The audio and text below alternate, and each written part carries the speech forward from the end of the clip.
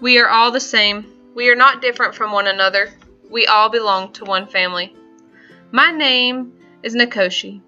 I was born in a place in South Africa that no longer exists.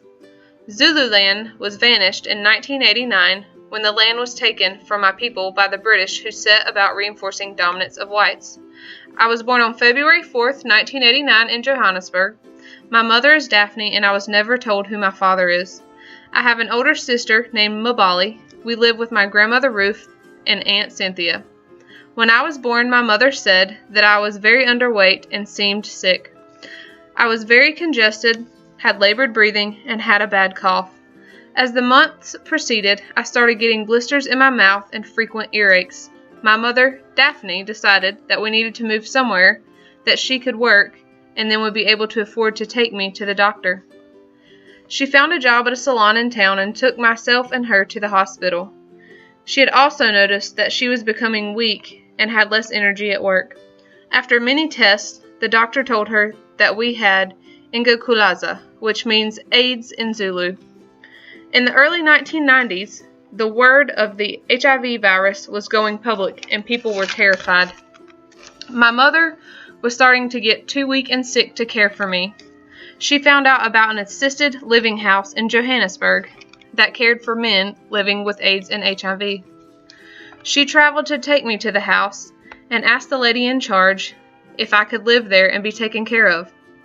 I lived there for 2 years and remembered how all of the men would help to feed me, bathe me, and even change my diaper. The man I remember the most was called Pilot. He would always play with the toys with me and let me sit on his lap to watch cartoons. In 1992, the house was shut down and I moved in with the lady that had been in charge of the house. Her name was Mama Gail. In that house, I also lived with Father Allen, a brother Brett, and a sister Nikki. We had a dog named Duke and some kitties. Mama Gail took me to the doctor frequently for checkups, and things were always up and down. Some days were better than others for me. Some days I was more hungry than others, and some days I would become more weak and tired. Mama Gail always made sure I took my medicine and practiced proper hygiene. Mama Daphne would still come to visit me every couple of weeks, and I enjoyed our time together, but I could tell she wasn't feeling well most of the time. My mother Daphne died from AIDS in 1997, when she went on a holiday to her birthplace in Newcastle.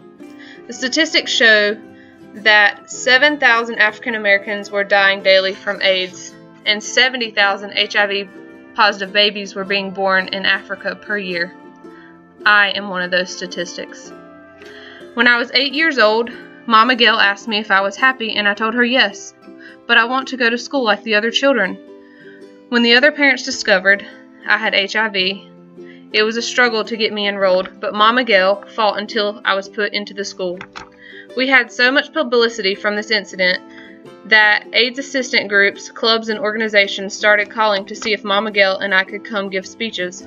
We visited New York, Disneyland, San Francisco, and Atlanta.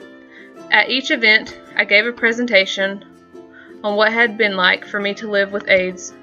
During this time, many donations were made, and Mama Gail was able to open another assisted living house, but this time for HIV-positive women and children. She named the house Nkosi's Haven, and its doors opened in April 1999. As the years went on, the medication stopped helping me and were actually making me feel worse. I told Mama Gail that I no longer wanted to take the medications because she had always told me that it was my body and up to me if I wanted to fight. I was so weak, and the diarrhea I had been experiencing was getting worse. I was embarrassed. In the first week of January in 2001, I wanted to go stay at the Nkosi Haven house to celebrate the new year and spend time with the other children. The first night I was there, I had a seizure.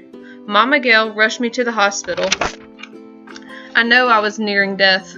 I could feel it in my bones. After visits back and forth between the hospital and home, I couldn't fight or hold on any longer. I died June 1st, 2001, in my bed at home with Mama Gail by my side. I was 12 years old, and I died from full-blown AIDS.